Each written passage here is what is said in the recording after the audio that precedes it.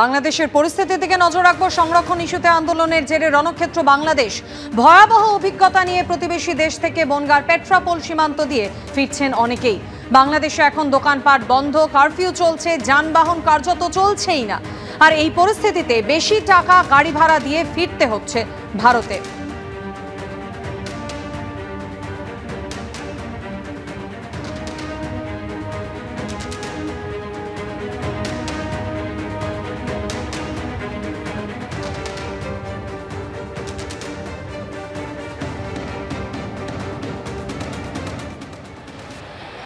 সংরক্ষণ বিরোধী আন্দোলনের জেরে উত্তাল বাংলাদেশ, আর বাংলাদেশের বাসিন্দারা তাই একে একে বাংলাদেশ থেকে ফিরে আসছেন এই দেশে। ভয়াবহ অবস্থা, ভয়াবহ অবস্থা। অনেক আমি দেখি না, মানে এমনি টিভিতে দেখছি, বাইরে যাইনি।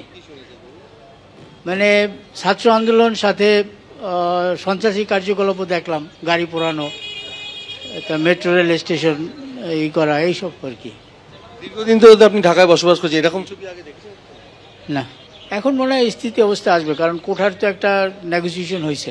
সব বন্ধ, নেট বন্ধ, আমরা কোনো খবর পাচ্ছি না, কিছুই দেখাচ্ছে না সরকার, কিছুই দেখাচ্ছে না। এরকম পরিস্থিতি দেখেছেন না, এর আগে কোনোদিন দেখিনি।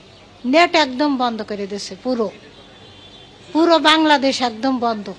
লাইক নর্থ সাউথ ভার্সিটিতে যে প্রাইভেট ভার্সিটি গুলো আছে, ঢাকা ভার্সিটি, ওর সামনে হচ্ছে করতেছে, লাইক পুলিশ হচ্ছে ডিরেক্টলি ওপেন শুট করতেছে, অনেক মারামারি হচ্ছে, স্টুডেন্ট প্রোটেস্ট করতেছে, তো অনেক স্টুডেন্ট মারা যাচ্ছে। ক্লাস 7 এর বাচ্চাও মারা গেছে, একটা 14 বছরের বাচ্চা, 16 বছরের বাচ্চা, মানে অনেকেই মারা যাচ্ছে আর কি স্টুডেন্টরা। মানে পুলিশরা খুবই করতেছে আর কি, মেরে ফেলতেছে অনেক বাজে ভাবে।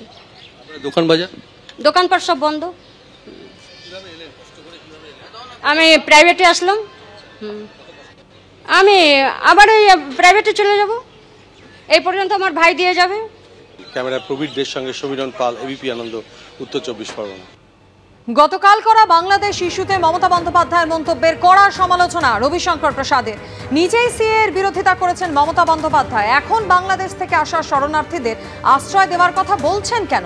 সংবিধান কি মমতা বন্দ্যোপাধ্যায়কে সেই অধিকার দেয়? প্রশ্ন তুলেছেন প্রাক্তন কেন্দ্রীয় আইনমন্ত্রী রবিশঙ্কর প্রসাদ।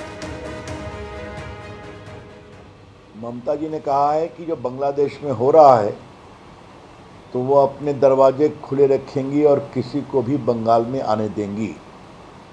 ममता जी, आप वही हैं जिन्होंने सीए के बारे में कहा था कि हम किसी भी हिंदू, सिख, पारसी या क्रिश्चियन शरणार्थी को जो हिंसा से पीड़ित होकर बंगाल में आएंगे उनको घुसने नहीं देंगी।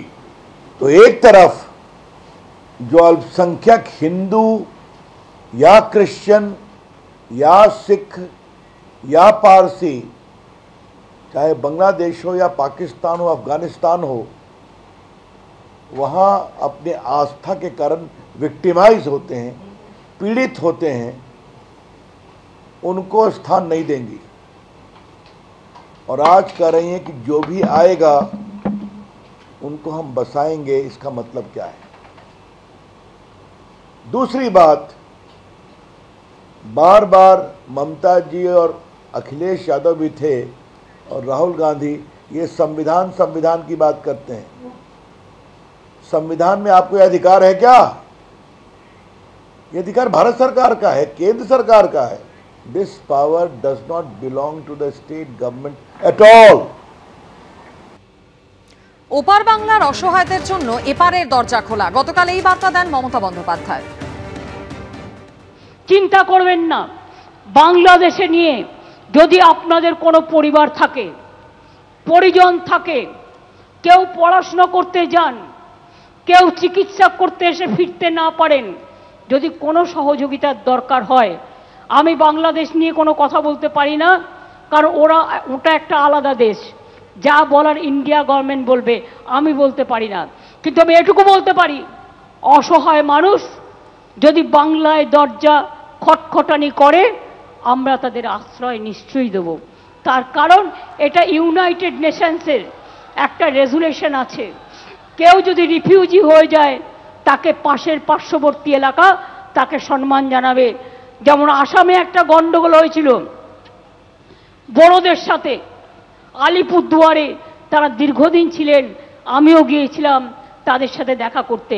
কিন্তু আপনাদের কাছে আমার আবেদন থাকবে, বাংলাদেশ নিয়ে আমরা যেন কোনো প্ররোচনাতে না যাই, আমরা যেন কোনো উত্তেজনাতে না যাই। আমাদের সহমর্মিতা, আমাদের দুঃখ, সে যারই রক্ত ঝরুক তাদের জন্য আছে। আমরা দুঃখী, আমরাও খবর রাখছি। ছাত্রছাত্রীদের মহান প্রাণ, তাজা প্রাণগুলো চলে যাচ্ছে। আমরা তাদের সকলকে, আমার অন্য কিছু বলার নেই।